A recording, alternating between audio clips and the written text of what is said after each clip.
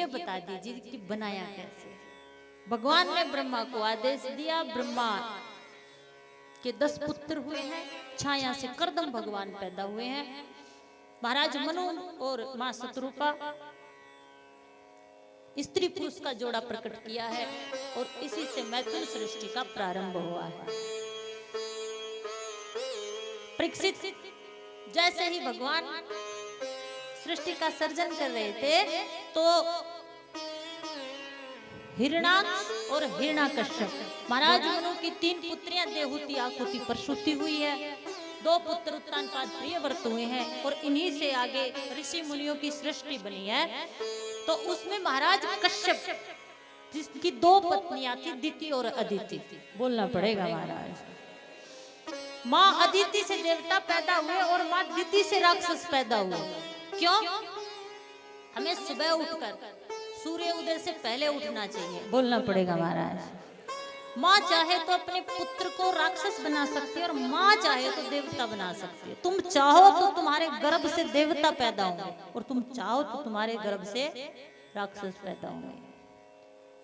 माँ अदिति जो थी वो अपने पति की बात मानती थी, भगवान महाराज कश्यप की। लेकिन जो दिति थी, हमें क्या करना चाहिए? मानव तन जो मिला है, गृहस्थ जीवन जो मिला है, सुबह उठ के सूर्योदय से पहले उठना चाहिए। हाथ उठाना जो सूर्योदय के बाद उठते हैं। जो करना चाहिए वो करिए। स्नान करके रसोई घर में प्रवेश करना चाहिए। दिन में काम करने चाहिए। संध्या का समय जो होता है वो दोनों समय मिलते हैं तो उस समय भजन करना चाहिए। संध्या के समय जो भजन करता है उसके घर में कभी अन्न की कमी नहीं होती, बोलना पड़ेगा महाराज। और रात के समय भोग करना चाहिए। लेकिन माँ दिति ने कश्यप भगवान के साथ जो भोग किया वो संध्या के समय किया। बहुत समझाए लेकिन नहीं मानी और परिणाम ये हुआ कि हिरणाकश्यप और हिरणाक्ष जैसे राक्षस उत्पन्न हुए। आजकल तो पता नहीं क्या क्या करने से आपके भगवान और भक्त स्वर्ग लोक का रास्ता दिखा देते हैं। आपको जो पकड़ना है उसको पकड़िए, जो करना है उसको करिए। एक आदमी गांव में कुत्ते के कान को पकड़ के खड़ा हुआ था।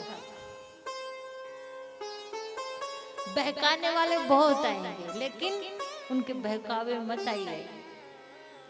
कान को पकड़े खड़ा था तो किसी ने कहा तू क्यों पकड़ के खड़ा? उसने कहा कि इसका कान पकड़ने से स्वर्ग लोक मिलेगा।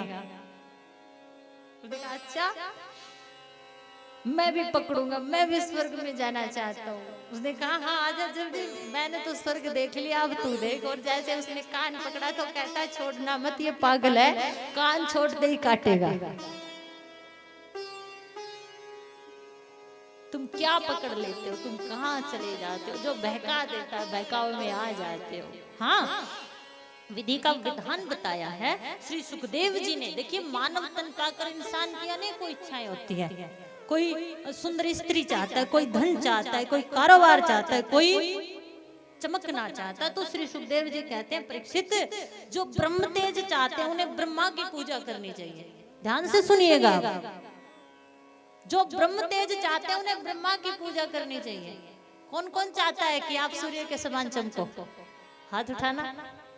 तो ब्रह्मा की पूजा करनी चाहिए। इंद्रियों पर जो निरंतर रखना चाहता है उसे इंद्र की पूजा करनी चाहिए। किसानों को देव माता अदिति की पूजा करनी चाहिए कि मेरे खेतों में अच्छी फसल हो, अन्न होगा तो धन होगा। अन्न बहुत जरूरी है, इसलिए किसानों को माँ अदिति की पूजा करनी चाहिए। विद्वान बनने के लिए भगवान शंकर की पूजा करनी चाहिए। किसकी करनी चाहिए? अभी शिवरात्रि आ रही है, सारा दिन एक ही मंत्र का जाप करना, ओम नमः शिवाय, ओम नमः शिवाय, ओम नमः। और भोले भाले देवता है, आग धतूरे से प्रसन्न हो जाते हैं भगवान शिव को जल चढ़ाकर। विद्वान बनने के लिए शंकर की पूजा करनी चाहिए। संतान जिसके घर में नहीं है, श्री सुखदेव जी कहते हैं उन्हें प्रजापतियों की पूजा करनी चाहिए। दक्ष जैसे प्रजापति जो सृष्टि श्रवण की कथा में सुनाते हुए भगवान श्री सुखदेव जी परीक्षित को कहते हैं, राजा परीक्षित जिसको लक्ष्मी चाहिए उसे मायापति की पूजा करनी चाहिए। जिसे अग्नि जैसा तेज चाहिए, जिसे तेज चाहिए, ब्रह्म तेज और तेज दोनों अलग अलग है। तेज चाहिए उसे अग्नि देवता की पूजा करनी चाहिए। जिसकी शादी ना हो रही हो, एक दो बात छोड़ देते हैं, जो बच्चे हैं वो आ जाएंगे कथा में। जिनकी शादी नहीं हो रही ना, उन्हें गंधर्वों की पूजा करनी चाहिए। जिनको सुंदर पत्नी चाहिए, उर्वशी की उपासना करनी चाहिए।